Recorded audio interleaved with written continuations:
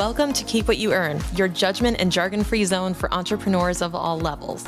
Get ready to learn how to scale your business, save money in taxes, and create a business that grows your wealth.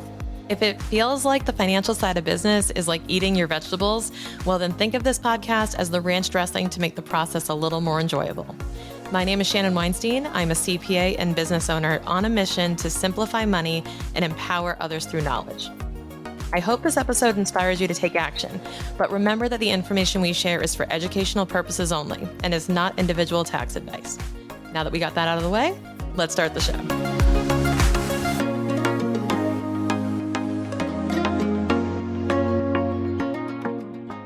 In recent years, we've seen a rise in the number of online businesses popping up, and thus the number of businesses offering some type of digital product.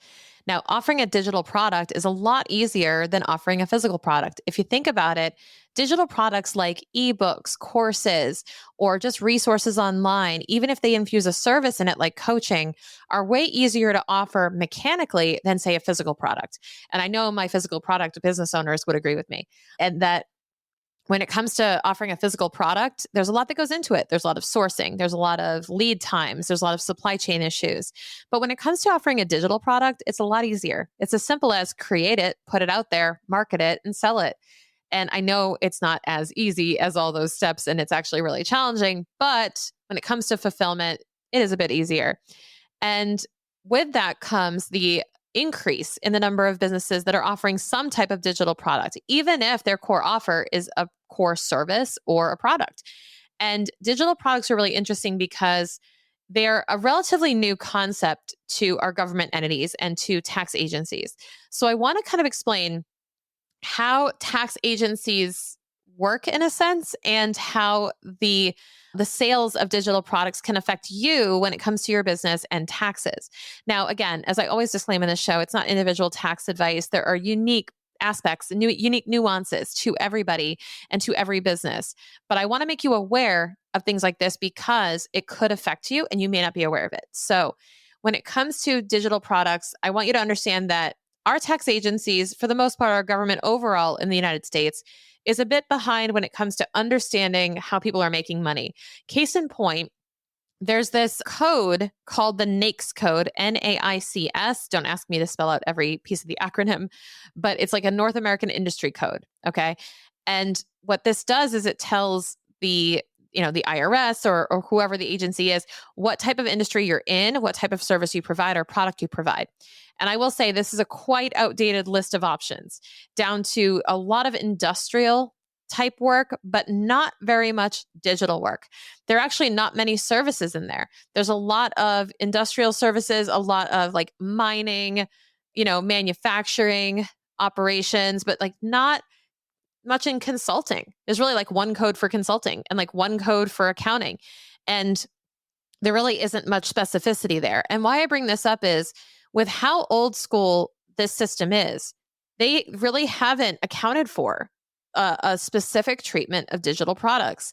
So what's happening is states individually are deciding how certain things are taxed from a sales tax standpoint when it comes to digital products and how things should be treated. So when we look at digital products and we look at selling them online, there's a really important thing I want you to understand. And we're going to focus mostly on sales tax today, which sales tax is simply a state-imposed tax that trickles down to your customer. So the customer pays it, but you collect it from the customer as a part of their invoice or a part of their receipt. And then you pay those taxes to the state on a monthly, quarterly, sometimes annual basis. And your responsibility is simply to be a parking lot for that sales tax because the customer is going to pay it and then you pass it along to the government entity. So it is really simple. It's just operationally kind of annoying.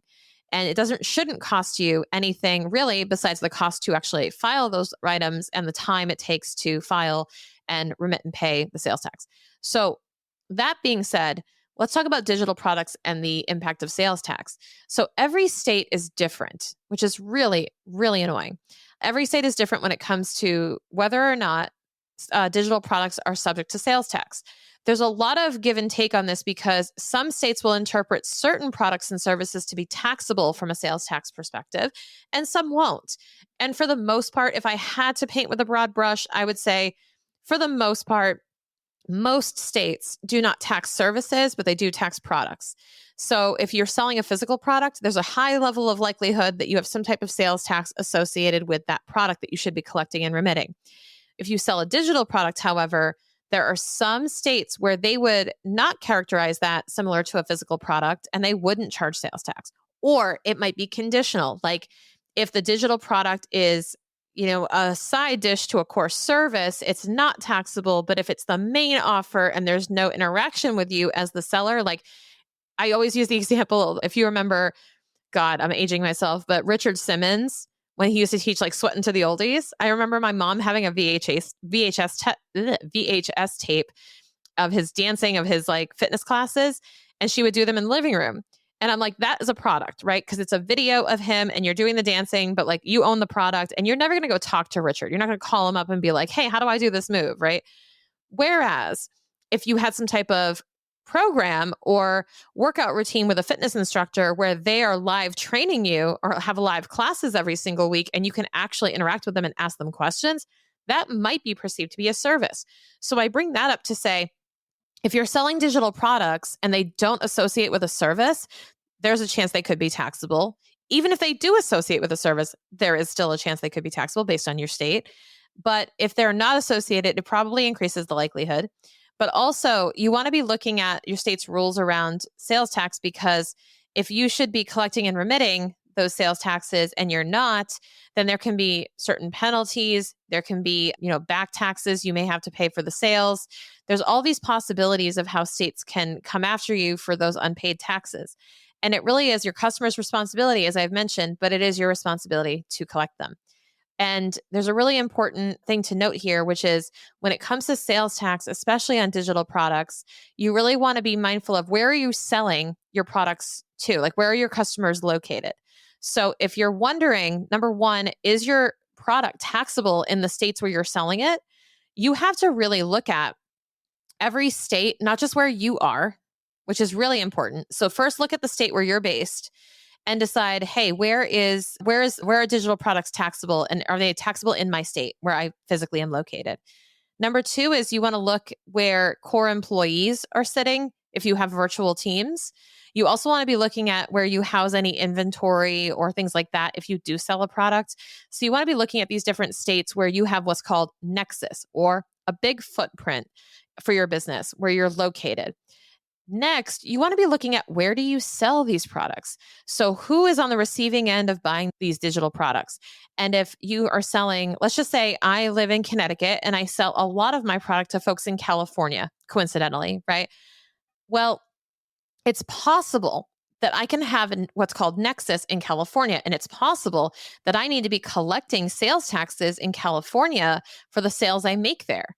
And I need to be remitting them to the state of California because they consider me to have enough of a footprint in that state to have to enroll with them and register with them and pay them.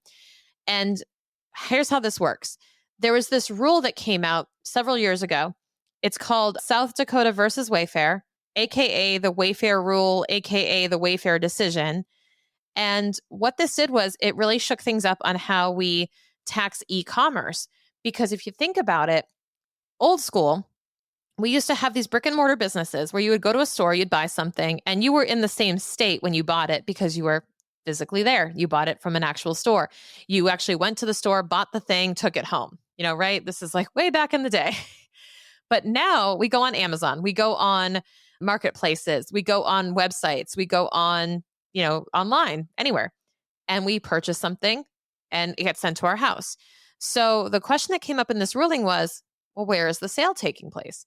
Is it taking place in the state where it's being fulfilled?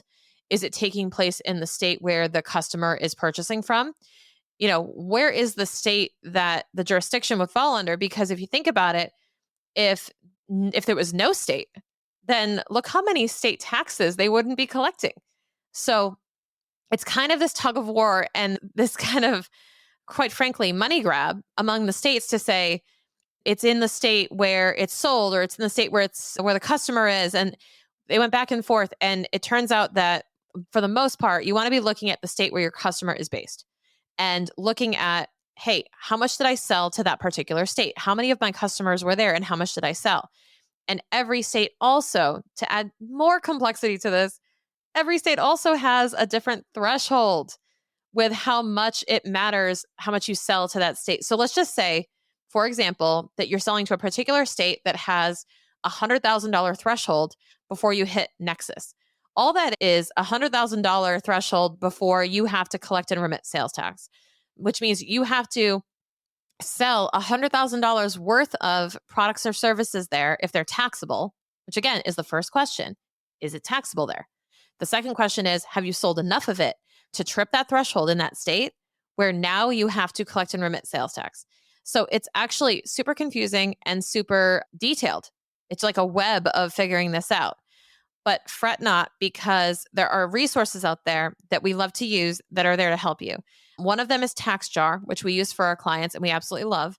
Another is Avalara. I'll link both of them in the show notes for you to check them out. Now, TaxJar and Avalara, I love TaxJar because I love their YouTube videos. So definitely check them out if you want to learn more about sales tax. But you go into a tool like TaxJar and they will track, they will plug into your Shopify, plug into your website, your Amazon, whatever it is, or you can upload files and they'll analyze how much have you sold in each particular state, and they'll tell you when you're approaching that threshold so that you can get ready and register in those states. So there is a ton of responsibility here when it comes to tracking how much you're selling. And it's really important to understand whether or not you're subject to this. And if you're not, here's the other thing. If this is all like, yeah, I sell digital products, but I've already stopped at step one, Shan, because it's not taxable in my state. Okay, but you still have to concern yourself with how much am I selling to other states and is it taxable there? But also you have to be thinking about, well, how can I prove, or can I get an exemption certificate that shows that it's not a problem for me, or that I'm not subject to sales tax in my state? You want to make sure that you're concluding that really clearly, ideally with something called an exemption certificate, which basically is a get out of jail free card where you can say, hey, the state already told me that I'm exempt from these. I don't have to be collecting and remitting these.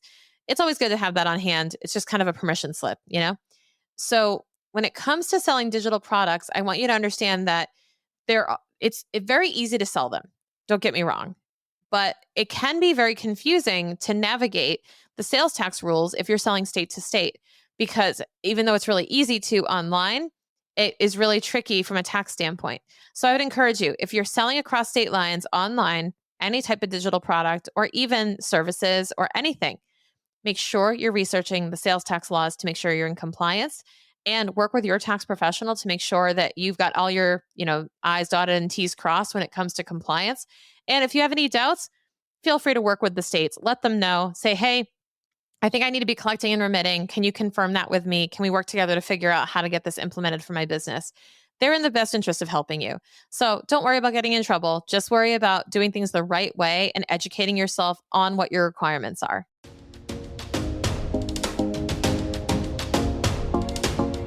Most accountants will try to bill you for those quick questions or make you feel like you're bothering them. And the truth is that the quick questions are what I love about what we do. That's why I created a new and accessible offer for you to be able to message me your questions and get the support you need when you need it. It's called the CFO On Demand. You can now get affordable help and access to me and my team without a high monthly fee. You can also upgrade and get access to a private one-on-one office hours to bring your specific strategies to the table. Want to learn more? Head to thecfoondemand.com or click the link in the show notes. Again, that's the CFO On Demand.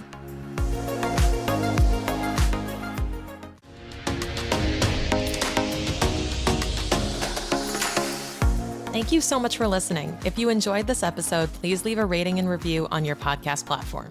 This small action goes a long way for podcasters to get our message heard by more business owners just like you. Be sure to check out the show notes for links to information about our guests and ways to get in touch with me. We'll see you on the next episode.